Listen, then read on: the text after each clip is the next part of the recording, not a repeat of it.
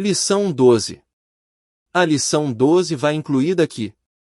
No quarto parágrafo, você encontrará a seguinte frase: você deve primeiro ter o conhecimento de seu poder, segundo a coragem de se atrever, terceiro, a fé para realizá-lo. Se você se concentrar em certos pensamentos, se lhes dá sua total atenção, verá um mundo de significados em cada sentença, e atrairá até você outros pensamentos em harmonia com eles, e logo aprenderá o significado completo do conhecimento vital no qual você está concentrando. O conhecimento não se aplica por si só, como indivíduos precisamos fazer a aplicação, e a aplicação consiste em fertilizar o pensamento com um propósito vivo. Com o tempo e o pensamento que muitas pessoas desperdiçam em esforços sem direção conseguiram maravilhas se estivessem dirigidos adequadamente em direção a algum objetivo especial em vista. A fim de fazer isso, é necessário centrar sua força mental em um pensamento específico e mantê-la aí, até que se excluam todos os outros pensamentos. Se alguma vez você olhou pelo visor uma câmera fotográfica, terá percebido que quando o objetivo não é focado adequadamente, a impressão é indistinta e provavelmente apagada, porém, quando se consegue o foco adequado, a impressão é clara e definida. Isso ilustra o poder da concentração. A menos que possa se concentrar no objetivo que tem em vista, você não terá senão um contorno vago, indiferente, impreciso e apagado de seu ideal, e o resultado que obterá será de acordo com sua imagem mental. Não existe um propósito na via que não se possa conseguir através de um melhor entendimento científico do poder criativo do pensamento. 2. Este poder de pensar é comum para todos. O homem é porque pensa. O poder do homem para pensar é infinito, consequentemente seu poder criativo é ilimitado. 3. Sabemos que pensar é construir para nós a coisa na qual pensamos e naturalmente aproximá-la de nós, ainda que constatamos ser difícil erradicar o medo, a ansiedade e o desalento, que são as forças do pensamento que continuamente afastam todas as coisas que desejamos, de tal forma que geralmente damos um passo na direção delas e retrocedemos 2. 4. A única forma de evitar que se afastem é mantê-las movendo-se para frente. A vigilância eterna é o preço do sucesso. Há 3 passos, os quais são absolutamente essenciais. Você primeiro, precisa ter o conhecimento de seu poder, segundo a coragem de se atrever, terceiro a fé para realizá-lo. 5. Com isso como premissa, você pode construir um negócio ideal, uma casa ideal, amigos ideais, e um ambiente ideal. Você não está limitado em materiais ou custos. O pensamento é onipotente e tem o poder para retirar do banco infinito da substância fundamental tudo o que precisa, portanto, uma infinidade de recursos está às suas ordens. 6. Porém, seu ideal deve ser preciso, bem delimitado, definido, ter um ideal hoje, outro amanhã e um terceiro na semana seguinte, significa dispensar suas forças para nada conseguir. Seus resultados serão uma insignificante e caótica combinação de material desperdiçado. 7. Infelizmente este é o resultado que muitos estão obtendo e a causa é evidente por si mesmo. Se um escultor começasse a esculpir em uma peça de mármore com seu cinzel, e mudasse seu ideal a cada 15 minutos, que resultado poderia ser esperado?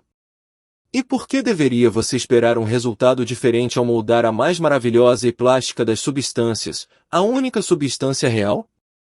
8. O resultado desta indecisão e do pensamento negativo leva frequentemente à perda da riqueza material. A suposta independência que exigiu muitos anos de trabalho e esforço repentinamente desaparece. Frequentemente descobrimos que o dinheiro e as propriedades em nada representam independência. Pelo contrário, descobrimos que a única independência se encontra na aplicação prática do conhecimento do poder criativo do pensamento. 9. Este método de trabalho prático não virá até você até que aprender que o único poder real que você tem é o poder para se ajustar aos princípios divinos e imutáveis.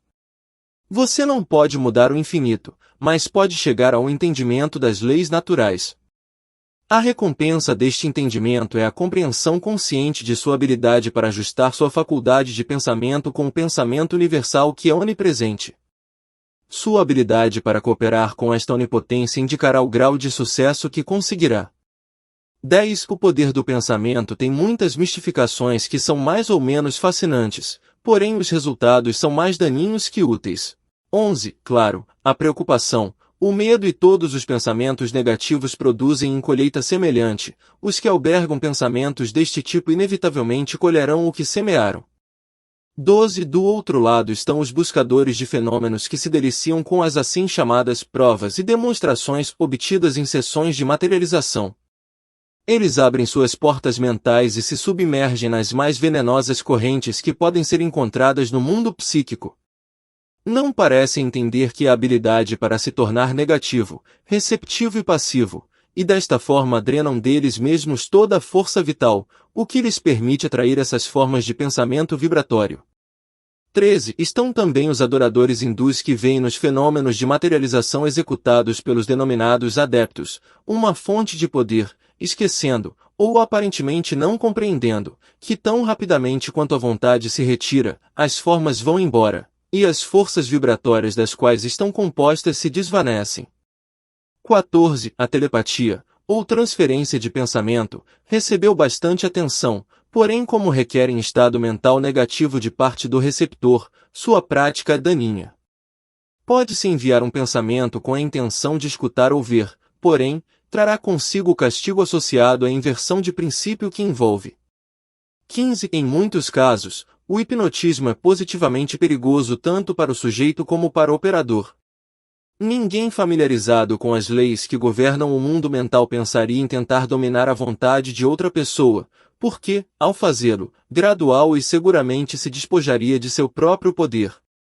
16. Todas estas perversões têm uma satisfação temporal e para alguns uma aguda fascinação, porém, há uma fascinação infinitamente maior no verdadeiro entendimento do mundo do poder interno, um poder que se incrementa com o uso, que é permanente em vez de fugidio, que não somente é potente corretivo para remediar erros passados ou para remediar os resultados de pensamentos equivocados, senão que também é o agente profilático, que nos protege de todo tipo e forma de perigo, e finalmente é uma força criativa real com a qual podemos construir novas condições e um novo ambiente ao nosso redor.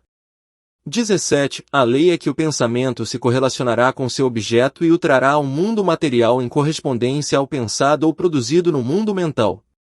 Vemos claramente então a absoluta necessidade de ver que cada pensamento traz consigo o germe inerente de verdade a fim de que a lei de crescimento traga à manifestação o bom, porque o bom por si só confere todo o poder permanente. 18. O princípio que dá ao pensamento o poder dinâmico para se correlacionar com seu objeto e, portanto, para dominar qualquer experiência humana adversa é a lei da atração que é outro nome para o amor. Esse é um princípio eterno e fundamental inerente a todas as coisas, em todo o sistema de filosofia, em toda religião e em toda a ciência. Não há forma de escapar da lei do amor. O pensamento impregnado com amor se torna invencível. 19. Encontramos esta verdade confirmada onde quer que se aceita o poder do pensamento.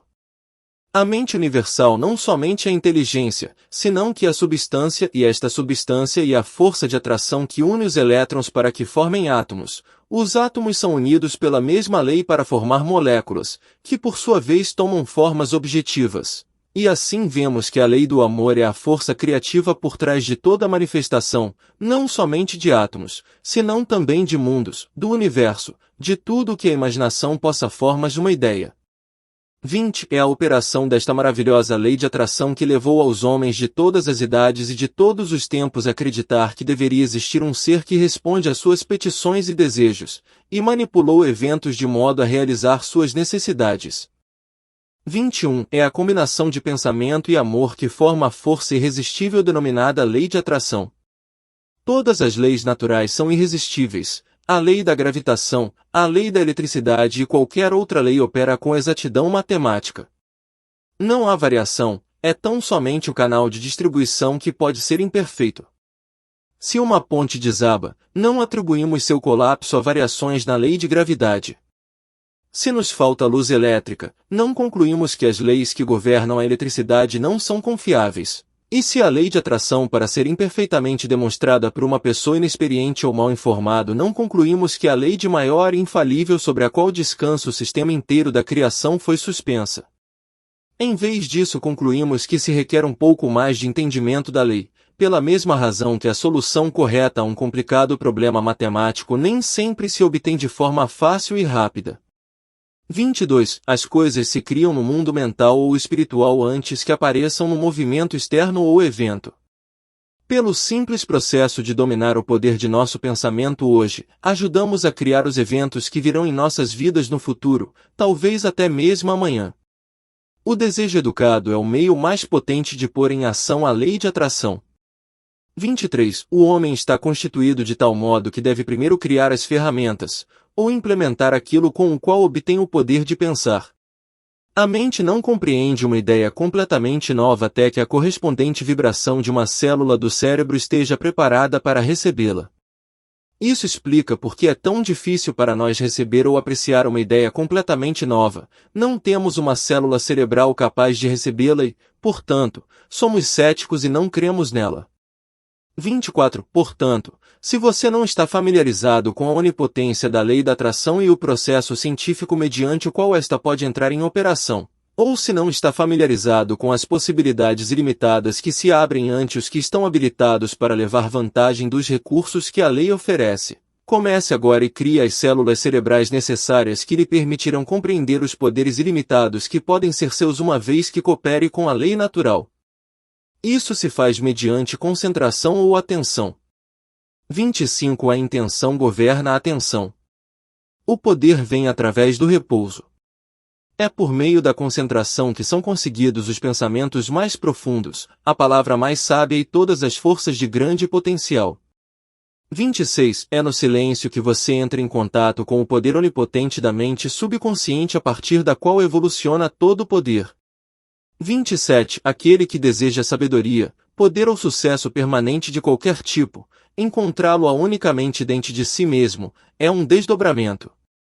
Os que não reflexionam podem concluir que o silêncio é muito simples e facilmente alcançável, porém, deve recordar-se que unicamente mediante o silêncio absoluto é que a pessoa pode entrar em contato com a própria divindade.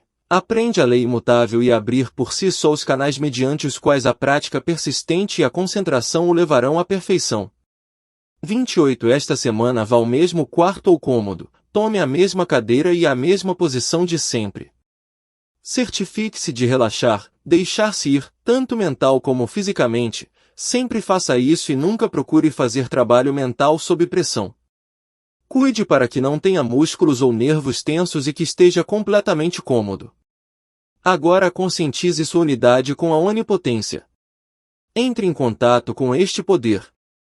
Entre uma profunda compreensão, apreciação e consciência do fato de que sua habilidade para pensar é sua habilidade para entrar em contato com a mente universal, e traga esta manifestação, compreenda que cumprirá qualquer uma e todas suas petições.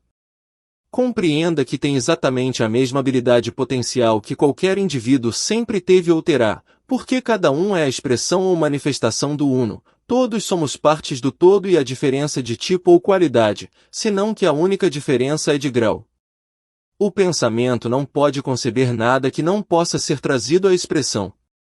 Quem primeiro o expressou e tem permissão para fazer isso é só quem o concebeu, porém, o agente executor fará surgir. Wilson.